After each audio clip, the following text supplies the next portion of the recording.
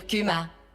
Bonjour et bienvenue dans Bouge ton curcuma, un podcast qui vous donnera, je l'espère, l'envie de bouger, changer et reprendre votre santé en main.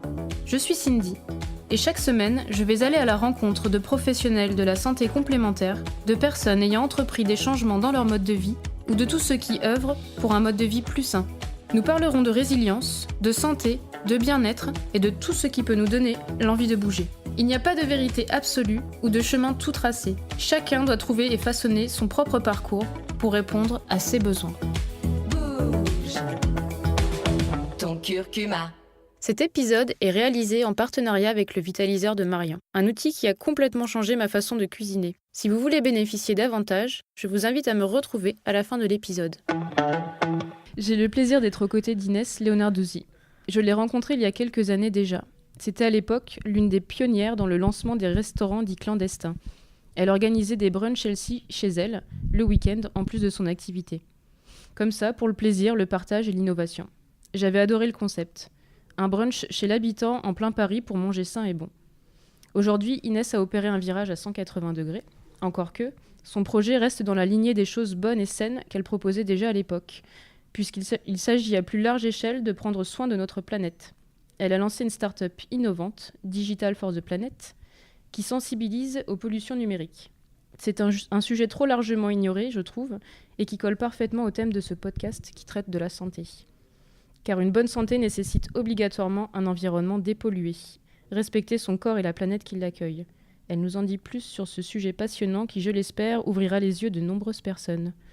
Bonjour Inès. Bonjour Cindy. Je n'ai pas dit de bêtises? Non, c'était très bien, merci beaucoup. Est-ce que tu peux nous en dire un peu plus sur ton parcours? Mon parcours, j'ai l'habitude de dire qu'il est absolument incohérent. Et à la fois, il fait de moi la femme que je suis. J'ai suivi mes envies plutôt qu'une stratégie éducative comme on m'en a proposé. J'ai toujours été têtue, je le suis toujours. Et donc, j'ai commencé par continuer ce que j'adorais faire depuis petite, à savoir lire. C'est mon premier amour, ce que je dis souvent en tout cas.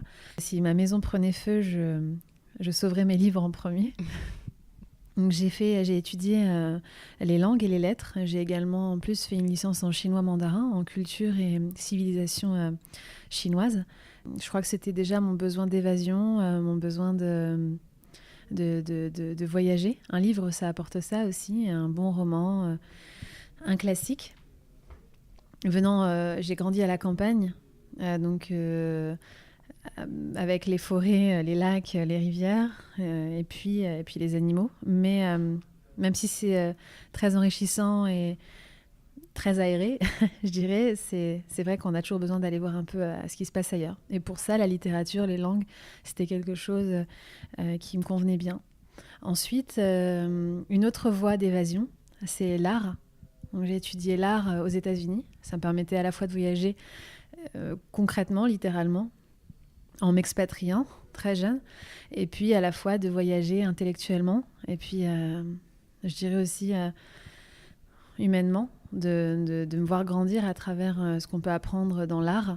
Donc j'ai travaillé et étudié dans le management du marché de l'art.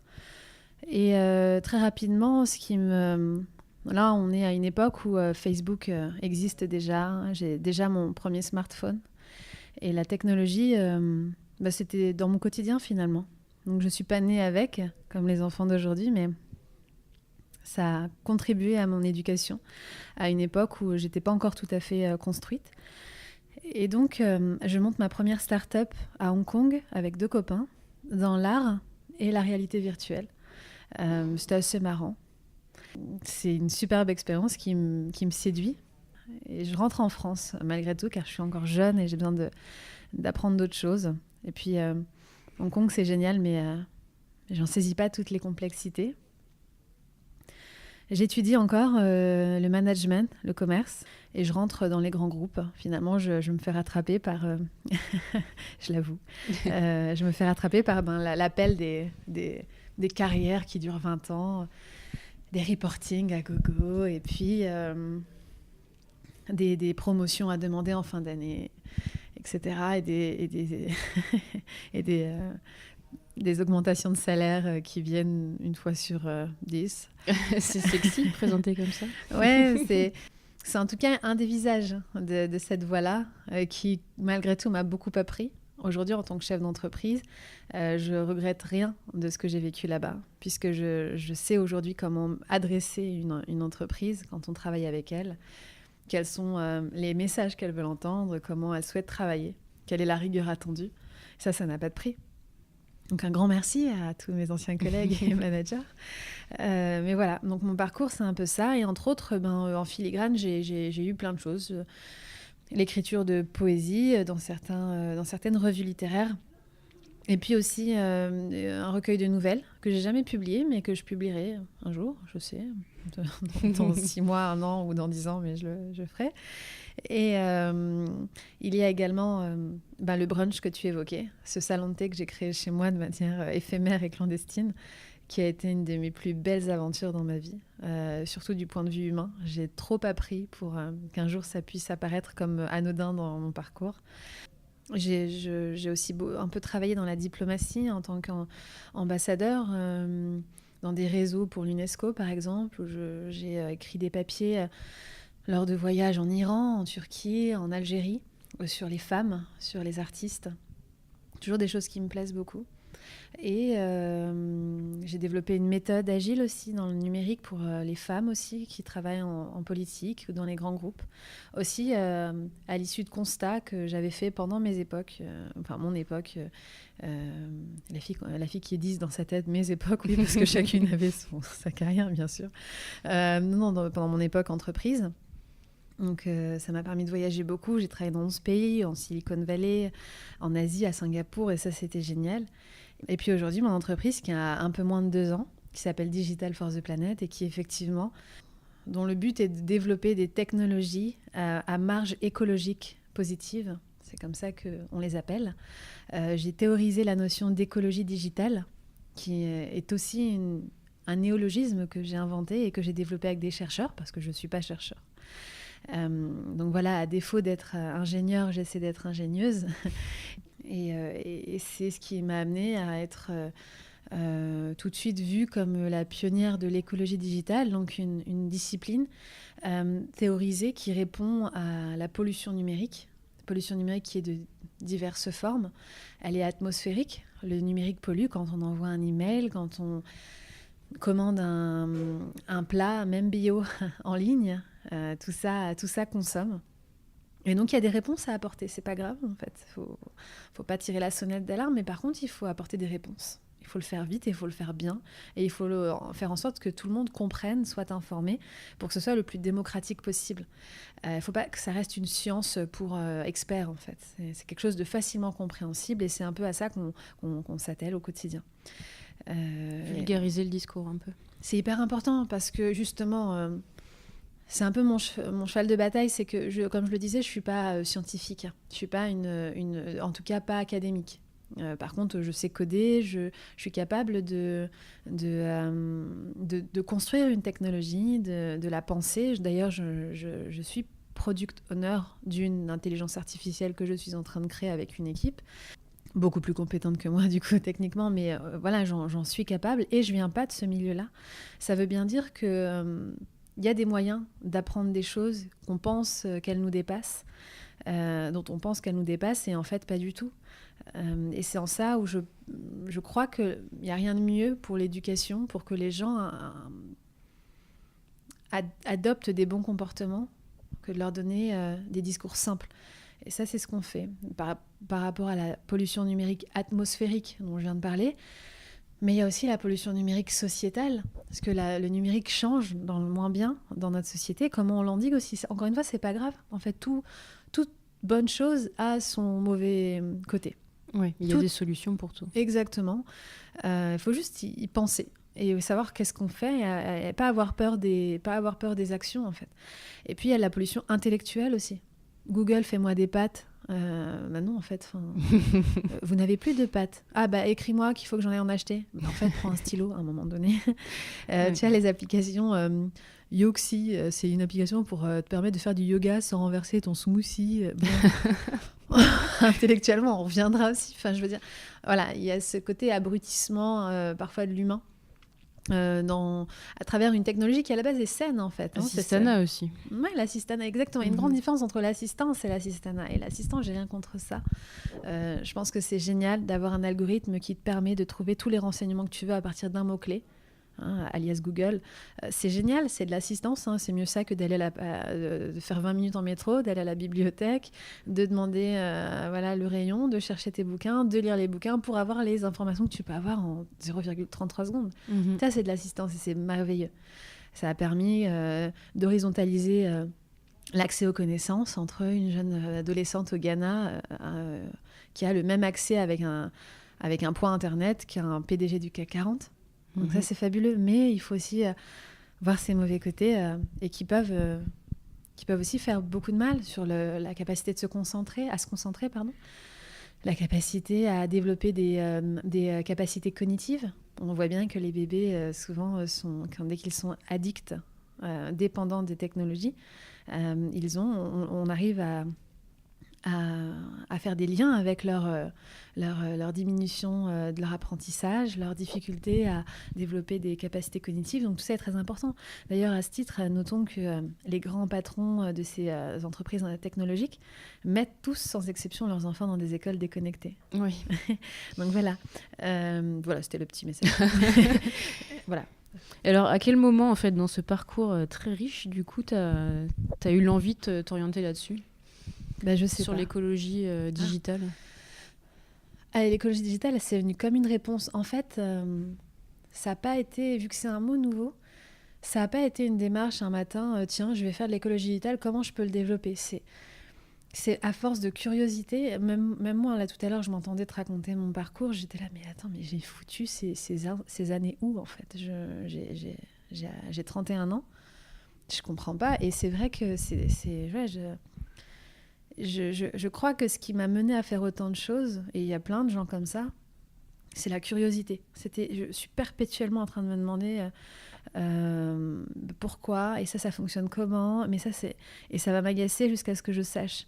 Ma mère, qui est psy, on en parlait il y a quelques jours, elle me disait, t'étais la petite fille qui demandait pourquoi tout le temps, et à chaque réponse c'était pourquoi, c'est le fameux truc, mais pourquoi et pourquoi, c'est ça. Et c'est insupportable. Quand t'es enfermée en voiture avec ton enfant et que pendant 3 secondes et demie tu imagines le pire et après tu dis non. Voilà, ma mère c'était ça.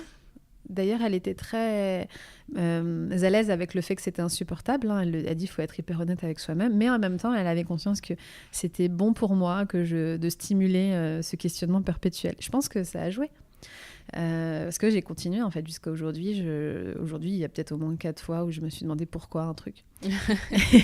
et donc voilà. Et l'écologie digitale, ça a été plus une réponse plus qu'une question. C'était pas ok, on va faire de l'écologie digitale, oui ou non, est-ce que c'est viable comme business ? Non. Alors du coup, quand je l'ai commencé, c'était absolument pas viable. Hein. C'était plus de la recherche et du don de moi-même et des gens qui voudraient bien me suivre.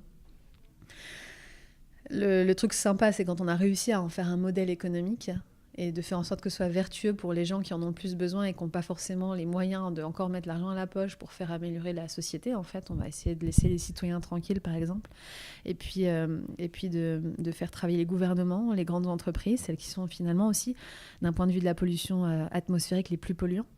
Comment tu les sensibilises, alors, justement ? Eh bien, ça passe par plein de choses, mais avant tout par de l'information.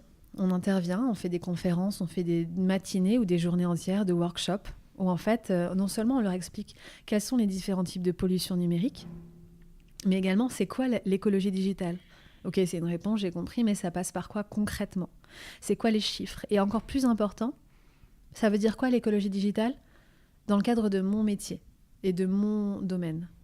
Qu'on soit dans la banque, dans l'industrie, chez un équipementier de voitures, dans l'automobile, dans l'aviation, dans la mode. C'est comment... Donc nous, on a théorisé tous ces modèles-là. L'écologie digitale dédiée à chaque industrie. Et ensuite, une fois que les enjeux sont bien compris, c'est définir ensemble. En général, ce qu'on fait, c'est qu'on fait une cartographie des points de dépenses énergétiques numériques. Donc, c'est voir déjà où vous en êtes. Ça se trouve, il y a des entreprises qui sont très bien, ça se trouve, il y a des entreprises qui sont moyennes, et des entreprises, c'est très grave, il faut faire quelque chose. Donc voilà, parce qu'on ne peut pas non plus accuser tout le monde, en fait. Et puis, il faut savoir de quoi on parle. Et il n'y a pas de progrès sans mesure. Tu ne peux pas arriver en disant on va progresser, mais on ne sait pas du tout d'où on part et où est-ce qu'on va aller. Donc tout ça, ce sont des outils ingénieriques qu'on a développés pour pouvoir mesurer, pouvoir se plugger à ton réseau et dire ok, les dépenses, elles sont là, comment je les fais diminuer. Et il y a évidemment l'incompressible, on ne va pas dire aux gens d'arrêter d'envoyer des mails. En fait, à un moment donné, on ne peut pas. On peut toujours en envoyer moins, éviter de mettre 40 personnes en copie, par exemple. Mais à un moment donné, il y a une activité numérique qu'on appelle incompressible. Et là, on va avoir des stratégies dites compensatoires. Comment je compense pour récupérer du carbone positif sur ces dépenses-là. Et puis, il y a l'évitable qui, pour le coup, peut être évité. Et là, ce sont des stratégies dites d'optimisation. Comment je fais pour réduire ces dépenses-là et que ça ne se ressente pas, surtout le moins possible sur le plan humain. Et puis surtout, que ça n'attaque pas les profits parce que c'est aussi le deal. Les entreprises nous font aussi confiance pour ça. C'est qu'on est capable de créer des modèles vertueux d'écologie digitale qui, en plus, permettent de créer des chaînes de valeur économiques. Donc en fait, c'est ça, il faut... parce qu'ils sont pour, à mon avis, réduire l'impact écologique, mais derrière, concrètement, économiquement, est-ce qu'ils en retirent quelque chose ? Oui, alors, déjà, ça se voit sur une facture d'électricité. C'est assez simple. Ça, c'est le premier, je dirais, indicateur. Ensuite, c'est aussi, au-delà de juste dire, bon, bah là, t'es pas bon, là, t'es bon, bah là, on va réduire, là, on va faire autrement, c'est faire la stratégie digitale durable. Donc, c'est comment on peut créer chez un client un modèle économique digitalement positif en termes d'énergie et qui, en plus, va créer de la valeur. Et ça, c'est la force qu'on a chez Digital for the Planet. C'est qu'on n'est pas juste là pour taper sur les doigts et donner les leçons et puis de distribuer les bons points aux besoins. C'est qu'on va aussi accompagner à dire ok, on sait que c'est pas facile, on sait que c'est un peu compliqué et on va faire en sorte qu'en plus ça puisse être une force dans votre entreprise. C'est pour ça qu'on a eu effectivement ce succès qui a décollé très rapidement. C'est qu'à la fois on était capable d'adresser... En fait, on n'adressait plus du coup l'écologie de la manière dont on l'adresse depuis 30 ans. C'est-à-dire punitive et hyper floue. C'est-à-dire que tout le monde parle d'écologie aujourd'hui. Il n'y a personne qui te dira « je ne vois pas ce que c'est ».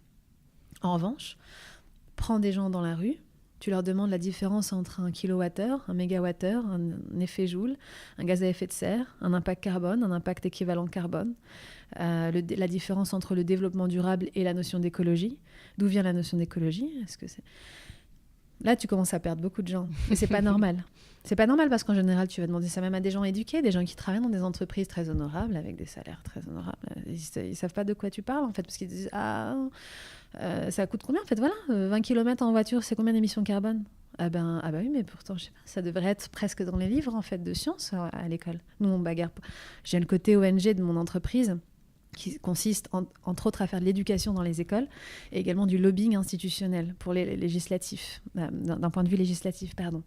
Ça, ce sont des choses qu'on bataille, sur lesquelles on bataille pour faire entrer ces programmes-là. Enfin, je veux dire, on n'a pas idée aujourd'hui de laisser des enfants inconscients de ce que coûte, de ce que coûte un impact. Ce que je disais tout à l'heure, il n'y a pas de progrès sans mesure. Comment voulez-vous que les gens prennent conscience de leurs usages s'ils ne savent même pas quelle différence ça fait de prendre un vélo ou une voiture. Oui, je sais que c'est mieux, mais en fait, concrètement, je gagne combien ? C'est très juste, concrètement. Et donc ça, c'est le premier point.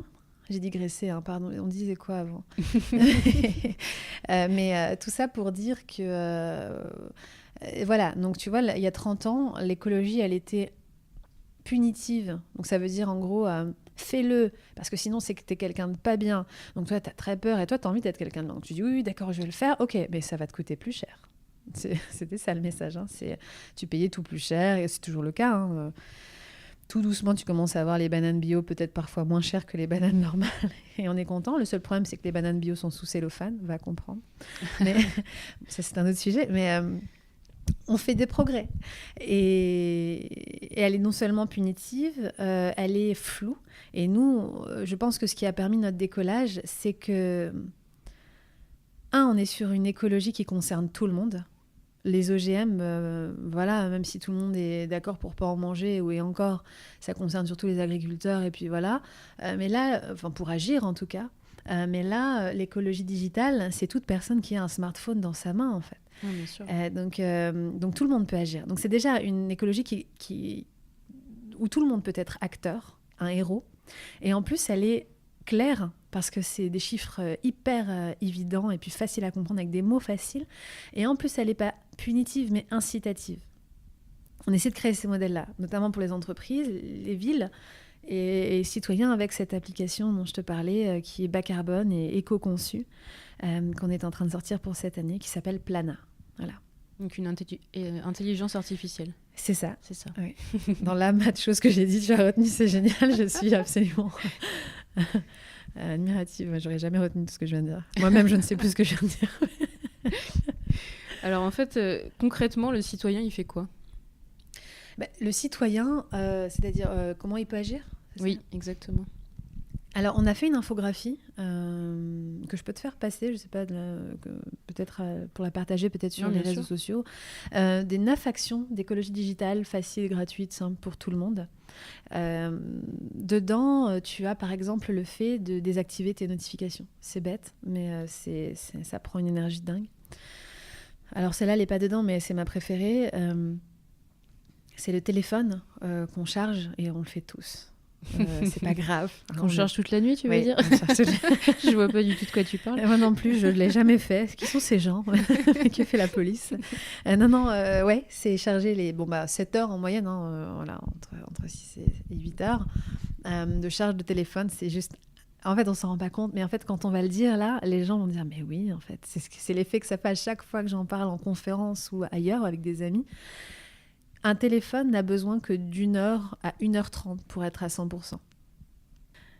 Imagine si tout Paris, juste cette nuit-là qui arrive, on passait des 7 heures de charge habituelle à 1h30, je vais prendre large, de charge. En fait, imagine l'économie d'énergie, elle serait juste monumentale et ça ferait tellement de bien à la planète, en tout cas à Paris. Et ça, c'est quelque chose qui... Alors, les gens me disent, ouais, mais t'es marrante, je vais pas me lever dans la nuit pour le débrancher. C'est vrai, très bonne remarque.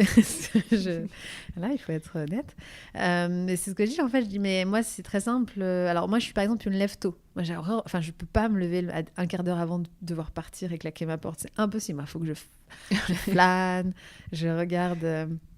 un livre, je prends mon petit déj, je raconte ma vie. Donc, tu as le temps de charger ton téléphone. Mais du coup, ça me prend... je prends ma douche, je m'habille, je me rhabille parce que je suis pas contente de ma tenue, je me coiffe, etc. Et je traîne. Et donc, du coup, je suis levée très tôt et du coup, j'ai largement le temps de le charger. En vrai, on peut tous le faire. C'est juste une nouvelle organisation. Tu peux le faire même le soir. En vrai, le soir, je recommande à n'importe qui. Moi, je dors comme un bébé depuis que je fais ça, de mettre en mode avion ou de changer de pièce son téléphone la nuit. On croit qu'on a besoin, on a tous des excuses. Ouais, mais si on m'appelle en urgence, ma mère, et tout, on a tous une excuse. Donc quand on sait qu'il y a des circonstances un peu particulières, oui, bien évidemment, mais la vérité, c'est qu'on ne prend jamais son téléphone dans la nuit. Au contraire, notre cerveau reste réveillé. Et souvent, ce qu'on fait quand on a une légère insomnie, c'est qu'on prend pour un truc grave. Regardez si on a des notifications sur nos réseaux sociaux. On le fait tous. Ou alors, bien les mails. Genre, mais qui va t'écrire à 3h du matin ? C'est ça. Mais on le fait. La page. Et donc, moi, je recommande. Donc, du coup, je le mets en mode avion parce que c'est simple. Je le charge le soir, vers 10h. À minuit max, quand je dors, je le décharge. Et je le mets en mode avion. Au pire du pire, je suis à 92%. Et même si tu le laisses allumer et que ça tombe à 80%, parce qu'effectivement, il y aura un peu d'activité pendant la nuit, le fait que tu aies laissé tes applis ouvertes, ça consomme. En fait, c'est pas grave, tu le rechargeras vers 10h du matin au bureau ou ailleurs pendant 15 minutes. Mais en fait, c'est pas la planète de porter le fait que tu seras pas à 100% et que ça va un peu t'angoisser quand tu vas prendre le métro le matin. Et ça s'apprend. Ça s'apprend. Moi-même, j'ai fait ce travail parce qu'il faut savoir en plus, et c'est là où...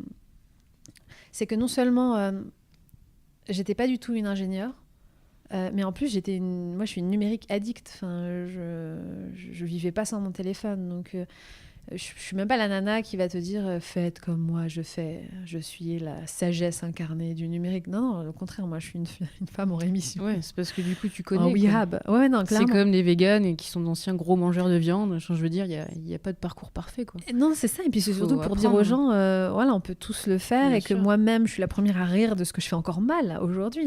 Faut pas croire. On peut faire un chapitre sur tout ce que je fais mal. Ça va être très drôle. On n'aura peut-être pas le temps, mais dis-moi que t'as pas le temps. Comme ça. mais donc voilà. Et pour revenir sur les choses à faire, donc il y a ça. Il y a The Great Suspender. Ça, j'adore. Sur, par exemple, la suite Google, qui en fait te fait sauter tes pages, tes onglets que tu regardes jamais. Tu sais, on en a tous 20 ouverts. Oui. Voilà.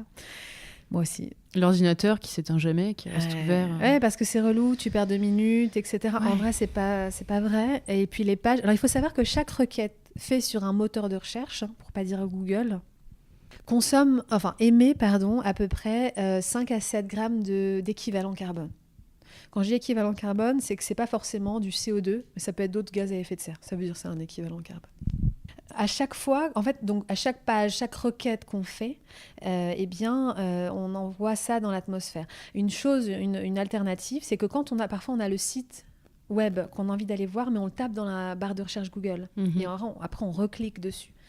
Ce qui est moins énergivore, c'est de taper directement l'adresse dans l'URL d'adresse et pas dans l'URL de recherche. Et pas de cliquer sur les annonces non plus, qui nous proposent en premier lieu le site en général. C'est pas le site direct, mais t'as un annonceur. Oui, exactement. Il y a plein de Absolument. paliers inutiles. Tout à fait. Donc ça, c'est la première chose. Et puis donc, revenons à nos onglets qu'on laisse ouverts. Régulièrement dans la journée, les pages se rechargent.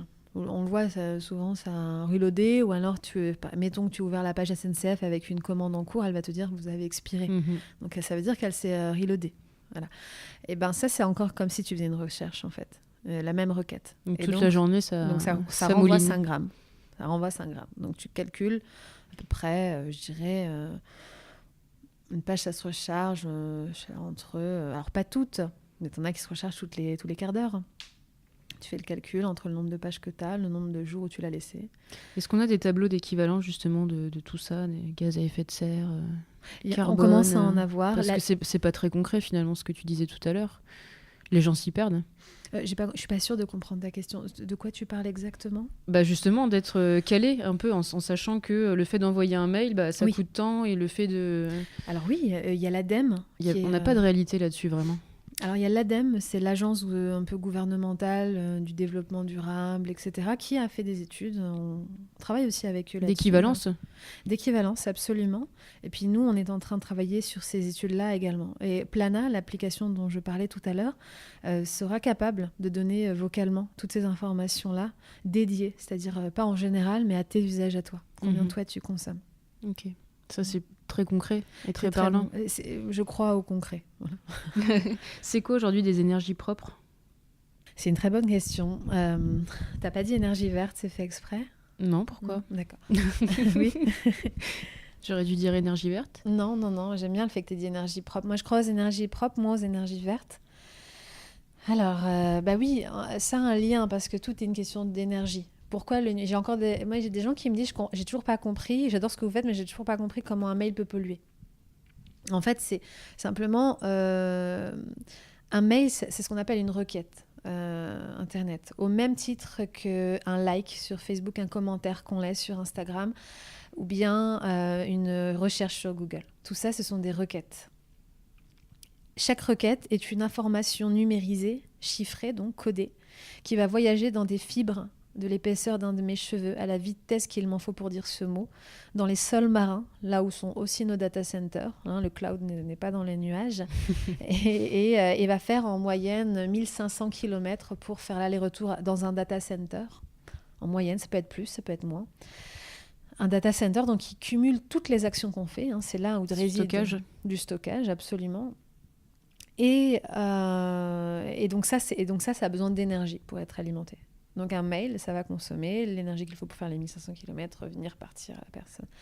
Ça, c'est ce qui consomme de l'énergie. Finalement, il faut imaginer un centre de données, un data center, comme une industrie du 21e siècle, une usine du 21e siècle. Et le numérique, ça n'est simplement qu'une industrie électrique qui est virtuelle. Et le virtuel, si on reprend Deleuze, ça ne veut pas dire que ça n'existe pas. Par exemple, il reprend cet exemple que j'aime beaucoup. Quand on se regarde dans le miroir, on a un reflet qui est virtuel. Il n'est pas réel, mais il existe. Il est bien là. Si tu viens voir mon reflet, tu vas me dire oui, je te vois bien. Et donc, c'est ce qu'on appelle le virtuel selon Deleuze. Je voulais faire ma crâneuse et placer un peu de philosophie. C'était beau. Oui, je trouve aussi. On aime beaucoup Deleuze. Mais non, mais c'était mon côté artiste. Tu sais, je voulais... ça faisait un peu trop sérieux depuis tout à l'heure. Donc, on disait... tu m'as posé sa question. C'était les énergies propres. Alors, voilà. Donc, maintenant qu'on comprend un peu le lien entre le numérique et l'énergie, effectivement, l'énergie est un de mes sujets au quotidien, en lobbying notamment. Mon problème, pour le dire comme ça, hein, sans langue de bois, avec les énergies vertes, elles sont très bien dans l'absolu parce qu'elles décarbonent nos villes à nous. Nos villes riches, je vais le dire comme ça, pour choquer. Pour faire par exemple une éolienne, donc pour créer de l'énergie à vent, hein, pour le dire comme ça. Donc ça, c'est de l'énergie propre ou verte ? Justement, tout dépend de comment tu construis ton éolienne. Une éolienne aujourd'hui, elle a besoin de métaux, notamment des métaux, et entre autres des métaux rares. Et donc critiques.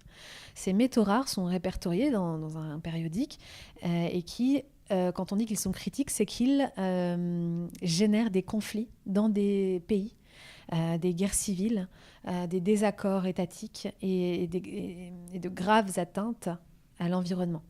Je vais parler du coltan, par exemple, ou du lithium. Le coltan qui se trouve à 80% de ses ressources mondiales au Congo, le lithium à 70% à peu près en Bolivie, où on éclate les sols, où les gens sont exploités. J'écris tout un livre là-dessus. J'ai fait chialer mon éditrice qui lisait ce passage il y a 15 jours. Elle me disait... chialer, j'exagère, mais elle m'en parle encore. Elle me dit, je suis choquée de ce que j'ai lu. Et donc, c'est fait d'une telle sorte que non seulement on abîme l'atmosphère, parce qu'on dégage des déchets toxiques, des gaz toxiques à l'extraction, parce qu'il y a l'extraction, mais aussi après le fait de purifier ces métaux avec beaucoup d'eau. Ça demande énormément d'eau dans un monde et une époque où 2/3 de la planète n'a pas accès à l'eau salubre. Voilà. Suffisamment d'eau salubre pour vivre dignement. Et donc tout ça a un impact environnemental très fort. Donc nous, on exploite à grande échelle, parce qu'aujourd'hui, on est à l'heure du tout vert, tout le monde veut faire du vert, hein, toutes les villes. Donc imagine, tu récoltes donc énormément de lithium, de néobium, de palladium, de tous ces métaux-là qui sont un peu compliqués d'un point de vue géoéconomique, et qui vont construire nos belles éoliennes dans nos belles villes et nos beaux villages, bien décarbonés. Une voiture Tesla, que tout le monde trouve magnifique, etc., décarbonée, qui ne fait pas de bruit, eh bien, ça demande pour le moteur une quantité incroyable de lithium. Un moteur de Tesla, ça fait le poids d'une demi-Golf 4. C'est du n'importe quoi. Donc en fait, on exploite, et on est bientôt en rupture de lithium. D'ailleurs, c'est un gros enjeu géoéconomique entre les Chinois, les Européens et les Sud-Américains. C'est un vrai sujet de savoir où est-ce qu'on va en trouver ensuite, parce que on déglingue la planète par ailleurs pour nous faire des jolies villes déculpabilisées et décarbonées. Ça, c'est ce que j'appelle les énergies vertes. C'est ça le résultat des énergies vertes. Et ça, c'est pareil pour les panneaux solaires, pour les voitures électriques, pour les éoliennes et le reste qui s'ensuit. C'est incohérent, quoi, comme les téléphones portables. Et puis les téléphones portables, c'est pareil. Pour faire une batterie qui tient bien, on a besoin de faire des condensateurs de qualité. Un condensateur ne peut pas être fait sans coltan. Et donc le coltan, j'en parlais tout à l'heure, tu le trouves au Congo. Et le coltan, ça a généré des conflits de guerre immenses, comme notamment les agressions sexuelles sur les femmes, pour traumatiser les gens, les faire fuir de leur village et pouvoir creuser leurs terres. Ce sont des mines tellement petites, avec 60 cm en moyenne de circonférence, que seuls les enfants peuvent y rentrer, mais ce sont des mines illégales, donc régulièrement les mines s'écrasent sur elles-mêmes et on laisse les enfants en dessous. On estime avec l'ONU à 12 enfants par mois.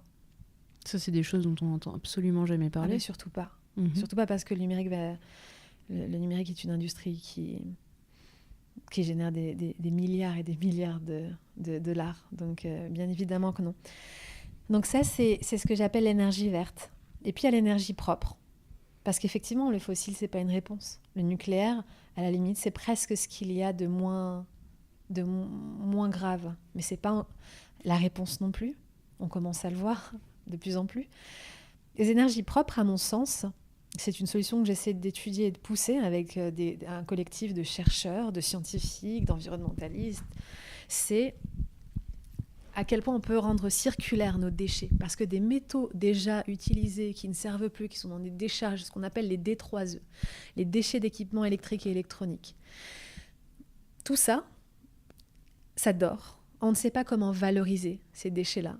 Et aujourd'hui, mais pourtant, ils peuvent servir demain. Si on récupère demain un montant suffisant de lithium ou de palladium dans des décharges pour reconstruire une éolienne à partir de métaux recyclés, là, j'appelle ça de l'énergie propre. Parce qu'on n'a pas retapé dans le sol de la planète. On n'est pas parti embêter des pays qui ne nous ont rien demandé. Et on fait des choses saines avec nos propres ressources. C'est ce que j'appelle l'économie circulaire numérique, finalement, et de l'énergie. Et ça, c'est possible. Simplement, il faudrait plus s'organiser. Et c'est aussi un problème de mentalité. C'est-à-dire que pour faire du PIB, donc du PIB, du produit intérieur brut, pour faire de l'argent, pour enrichir un pays, on a misé sur des méthodologies basées sur les flux, sur la production, usage, déchets. Plus je crée, plus je fais travailler des industries, plus ces entreprises payent des impôts sur ce qu'ils gagnent, plus je crée du PIB. En gros, c'est ça. Je n'ai aucun intérêt à retravailler ce que ces entreprises ont déjà créé. Parce que du coup, je leur donne moins de commandes, elles ont moins de travail, elles gagnent moins d'argent, elles payent moins d'impôts, et mon PIB s'abaisse parce que mon pays gagne moins d'argent. Donc, on a une mentalité de flux et de production et pas de réutilisation et de stock. C'est production vs réutilisation et stock versus... flux versus stock. Pour moi, un pays demain économiquement et écologiquement viable, c'est un pays qui saura être souverain de ses déchets, de ses poubelles, plutôt que de ses sols et des sols des autres pays. Et ça, c'est important. Voilà, c'était le point que je voulais faire, puisque tu posais la question sur les énergies propres. Sacré point, finalement, de différence, du coup. J'ai bien fait de dire énergie propre. Et oui, vraiment, parce que vraiment, il m'arrive de faire des tables rondes avec des experts qui me disent « les énergies vertes », j'ai déjà... Non, alors on va tout reprendre. Alors du coup, aujourd'hui, tu as une équipe de 10 personnes, non, je crois, avec qui tu bosses ? Un petit peu moins, oui. On est une 8aine. Et donc, il y a du développement à tout va, je suppose. Oui, de la R&D, des projets aussi créatifs, parce que c'est bien de faire de la R&D. Il y a plein de gens talentueux en R&D, bien plus talentueux que nous d'ailleurs. C'est surtout ce qu'on en fait derrière, ce que je disais tout à l'heure. D'avoir trouvé la bonne idée de l'écologie digitale, c'est assez cool quand on y pense. Mais ce qui est encore plus cool, c'est de pouvoir faire en sorte que ce soit positif quand les gens l'utilisent et qu'ils y gagnent. Que ce soit, comme je disais, incitatif et rétributif. Qu'est-ce que j'y gagne si je le fais ? Et il n'y a pas de mal à vouloir dire ça. Bah non, les gens sont taxés de partout, ils ont besoin d'avoir de la satisfaction dans des choses cool. Aujourd'hui, il n'y a personne qui va taper à ta porte pour te dire « Bonjour Cindy, vous êtes une belle personne, vous faites vachement gaffe à la planète et aux autres, tenez une médaille. Et puis du coup, on va vous exonérer d'un peu d'impôts fonciers, parce qu'on trouve vraiment que vous méritez. » Mais en fait, non. Non, ça n'arrive pas. Mais par contre, on est en train de créer une solution blockchain qui permettrait de tracer ces bons comportements dans une ville. On fait des tests avec Tel Aviv, Aix-en-Provence ou Guatemala City actuellement. Et ça permet de faire en sorte que des maires puissent un jour faire ça. Bon, là, je le caricature, bien évidemment. Je le romance. Citoyen du mois. Alors non, ce ne serait pas comme ça, beaucoup plus anonyme et beaucoup plus collectif aussi. Ce serait dire dans une ville... ça veut dire, par exemple, toi, on a réussi à mesurer que tu as fait, je ne sais pas, on va dire sur une échelle de 1 à 100, 80. Et puis d'autres ont fait 20, 30, etc. Donc tu vas avoir une force de vote plus importante. Et par exemple, moi, en tant que maire, je vais vous dire, grâce au fait qu'on a payé moins de taxes carbone, parce que c'est sur ça qu'on se base, parce que j'ai pu prouver qu'on a fait, en tant que citoyen, vachement d'efforts, on a gagné tant d'argent. Parce que la taxe carbone, c'est l'impôt le plus cher pour une ville. Donc si demain, nous, en fait, on est parti de là, on s'est dit comment on peut aider les villes à réduire leurs taxes qu'elles payent grâce à des comportements citoyens, et comment on peut faire en sorte de rétribuer les citoyens qui ont permis cette économie à la ville. Et donc la ville, la mairesse ou le maire, c'est de dire, ben voilà, chers citoyens, on a gagné tant d'argent cette année, qu'est-ce que vous voulez qu'on fasse du coup ?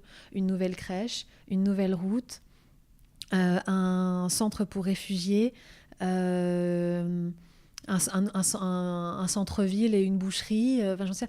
Et en fait, toi, tu voterais à hauteur de... Donc, tu réinvestirais finalement ce qu'on appelle des tokens, qui est une valeur virtuelle, et qui permettrait de valoriser ces efforts-là et de rétribuer le collectif, absolument. Après, il y en a des maires qui nous disent, moi, je préférerais rétribuer de manière individuelle et bien évidemment cryptée, parce que le citoyen du mois, moi, je trouve que c'est pas possible. C'est juste pas possible. Mais ils font ça chez McDo quand même, c'est pas... Oui, mais ils le font très bien. On va surtout essayer de faire mieux qu'eux. Mais du coup, voilà. Alors aujourd'hui, quel lien tu fais entre écologie et santé ? Un peu tout. C'est le début de mon livre que j'écris. Ça tombe bien, ça. Et qui va paraître normalement en janvier 2020. En fait, ce que j'explique, c'est que l'idée de durer, de vouloir que tout dure, finalement, de développement durable, de faire du durable, c'est l'idée de vivre le plus longtemps possible.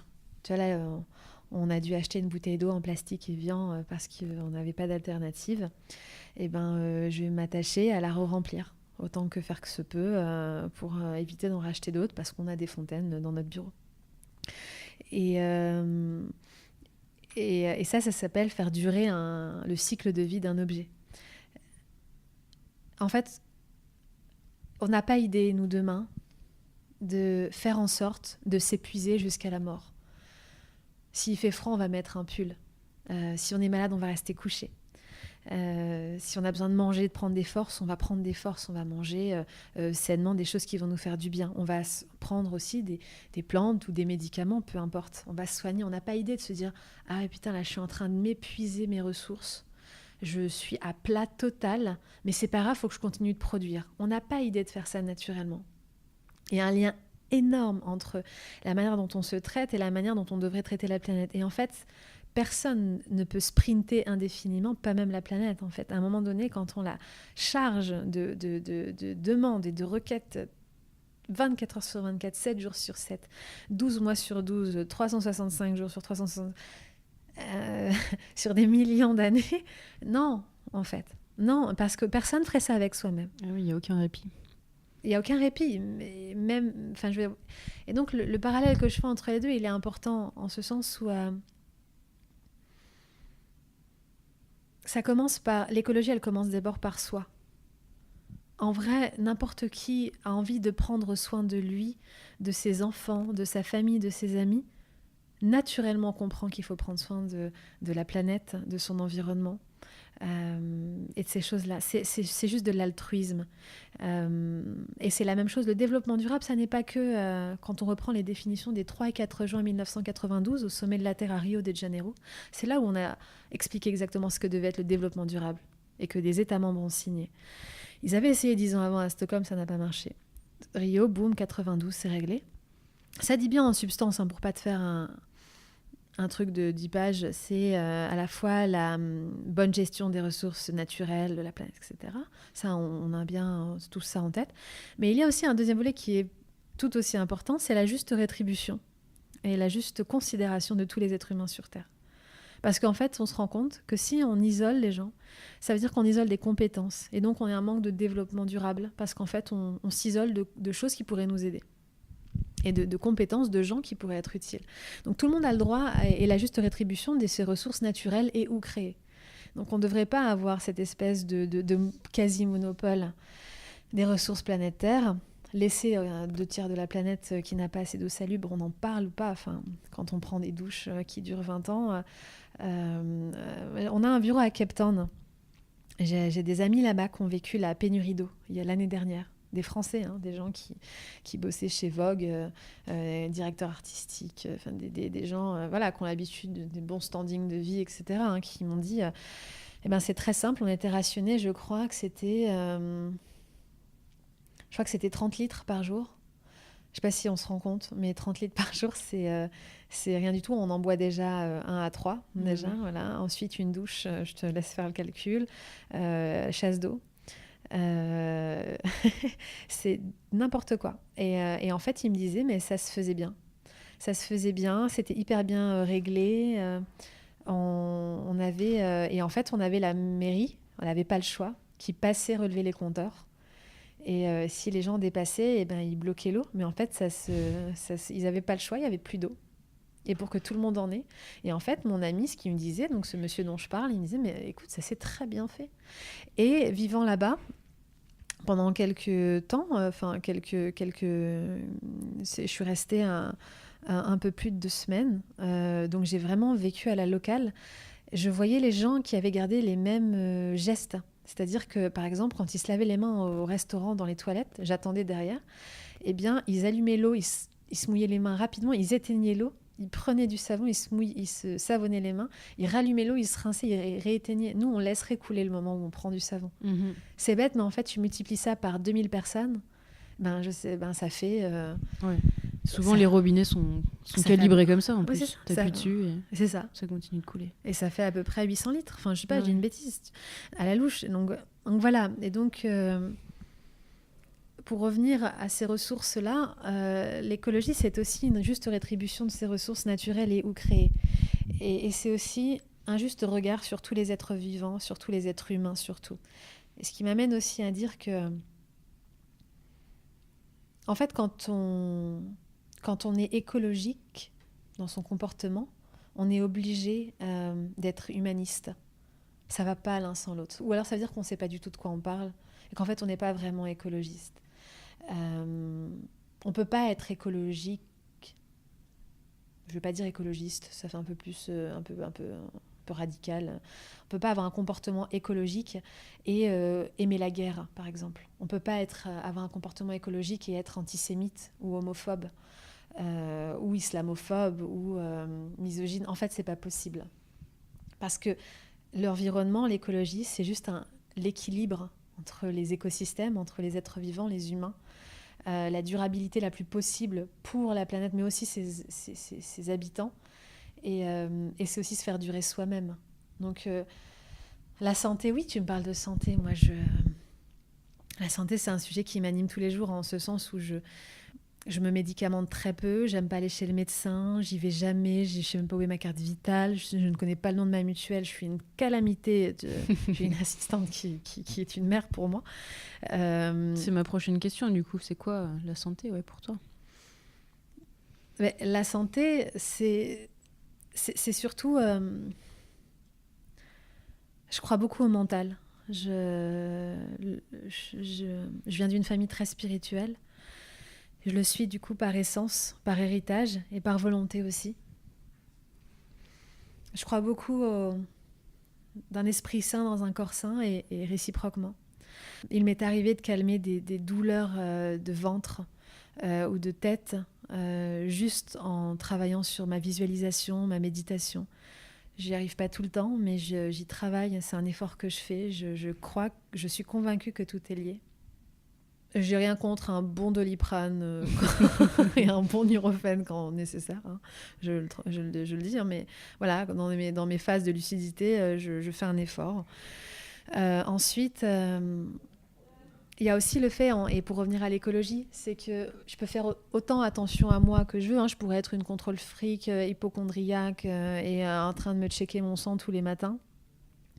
Ça n'enlèverait pas qu'en fait, avec ce qu'on fait à la planète demain, on n'est pas à l'abri. Tu sais, à Hong Kong et à Mumbai, en Inde, tu as déjà des écoles privées, des hôtels de luxe où où en fait tu payes un supplément pour avoir de l'oxygène pur dans ta chambre. Donc voilà, on en est là. C'est actuel, c'est acté, on fait payer l'air. Moi, il y a des étudiants qui me disent ouais, vous dites que nos métiers vont changer dans le numérique. C'est quoi ces métiers? Je leur dis trader en eau 2. Non mais trader en eau pure. Non mais vraiment en fait, va trouver de l'eau pure en fait. Va trouver de l'oxygène intact. C'est des plantes épiphytes. Quand tu trouves du lichen, tu sais que c'est parce que l'air est pur dans les forêts, t'es trop content. Moi, je m'éclate devant du lichen le week-end quand je vais me balader. Je suis comme une gosse, quoi. Mais c'est pas normal. Et donc, on en est là. Donc, en fait, tu peux faire autant attention à toi que tu veux. En vrai, t'échapperas pas à la réalité de la planète. À un moment donné, on ne sait pas ce qui va nous tomber dessus. Et tu le disais très bien tout à l'heure en descendant dans cette salle pour enregistrer, on contrôle pas tout. Et c'est une hérésie que de penser qu'on peut tout contrôler. Donc s'il n'y a pas de communion, s'il n'y a pas de collectif, s'il n'y a pas d'entente globale entre les humains pour dire « Ok, c'est dans l'intérêt de chacun que de faire attention à la planète pour être en meilleure santé », ça n'a aucun intérêt de faire tout ça. Parce que s'il y a une chose dont je suis convaincue, c'est que je suis un peu Amazone sur les bords. Moi, je suis une femme dans l'arène. J'aime penser que j'ai peur de rien. Même si j'aime pas les films d'horreur avec le terrorisme, j'ai peur de rien. Et donc, mais le truc dont je suis persuadée, c'est qu'on fera rien bouger à l'échelle du monde à 5, ni à 50, ni à 500, ni à 5 000, ni à 50 000, ni à 500 000. On le fera à 5 milliards minimum. Et pour ça, et en fait, c'est la magie de l'interdépendance humaine. En fait, et c'est pour ça que j'aime tant les gens, en fait. Et c'est pour ça que je dis qu'on ne peut pas faire attention à sa santé sans faire attention à la planète. Et de fait, par glissade, sans faire attention à l'autre. Et parce qu'en fait, on est tous interdépendants. Et que moi, j'ai beau avoir toute ma petite science et mes petites actions, mais ça ne sert à rien si je suis toute seule. Donc voilà, c'est ce que je crois. Et est-ce que toi, depuis que tu as ce projet, ta vision de la santé a changé? Ou ça a toujours été comme ça? Je crois que ça a toujours été comme ça. Je pense peut-être qu'elle s'est affirmée. Peut-être que j'avais moins les mots pour le dire avant. Voilà, à force d'intervenir dans des conférences, même d'écrire mon bouquin, ça me permet. Parfois, on sait les choses, mais on a du mal à les mettre en mots. Et souvent, on rencontre des gens parfois qui disent les choses qu'on pense, et nous, on n'avait jamais réussi à les formuler. Et parfois, on se donne tout seul de le faire un jour. Donc, je pense qu'avec le temps, j'apprends à le formuler, à mettre des mots sur ce qu'on a en soi depuis toujours, en fait. Eh bien, écoute, merci beaucoup. Merci à toi. À bientôt. À bientôt, merci. Bouge ton curcuma. Si le vitaliseur de Marion vous intéresse et que vous souhaitez bénéficier davantage, n'hésitez pas à me contacter via le site Curcuma Box en précisant que vous êtes auditeur de Bouge ton curcuma. À bientôt pour un prochain épisode.